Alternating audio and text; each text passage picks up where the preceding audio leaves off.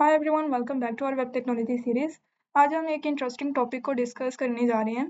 तो इसको स्टार्ट करने से पहले एक सिंपल सा सवाल है कि कभी आपने नोटिस किया कि कंप्यूटर को कैसे पता चलता है कि ये हेडिंग है, ये पैराग्राफ है और ये इंपॉर्टेंट कंटेंट है। क्या कंप्यूटर खुद से गैस करता है?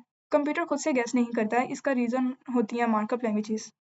और इन सब मार्कअप लैंग्वेजेस की रूट सबसे पुरानी और पावरफुल लैंग्वेज है HTML। तो सबसे पहले ये समझ लें कि HTML होता क्या है। HTML का फुल फॉर्म है स्टैंडर्ड जनरलाइज्ड मार्कअप लैंग्वेज। तो सिंपल वर्ड्स में HTML कंप्यूटर को ये बताता है कि डॉक्यूमेंट के अंदर क्या चीज़ क्या रोल प्ले कर रही है। इसका फोकस डिज़ाइन या कलर्स पर नहीं होता बल्कि कंटेंट की स्ट्रक्चर और मीनिंग पर होता है। मतलब ये हेडिंग है, ये पैराग्राफ है, ये इंपॉर्टेंट इन्फो है। HTML की हिस्ट्री क्या है? HTML कोई नई चीज़ नहीं है बल्कि ये 1960 में डेवलप हुई थी। इसे बनाया था चार्ल्स गोल्डफैब, एडवर्ड मोशर और रेमंड लोरी ने।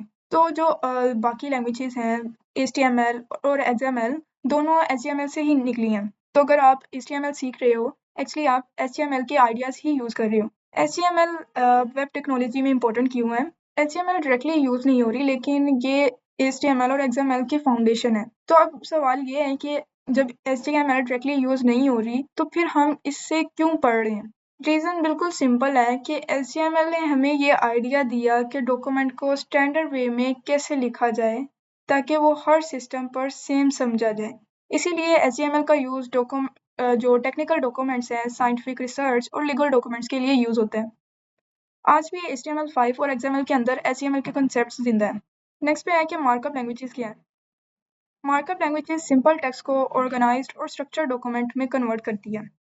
इसमें हम टैग्स यूज़ करते हैं जो कंप्यूटर को एक्सप्लेन करते हैं कि कंटेंट का काम क्या है। इसलिए मार्कअप लैंग्वेजेस ह्यूमंस और कंप्यूटर्स दोनों के लिए हेल्पफुल होती है।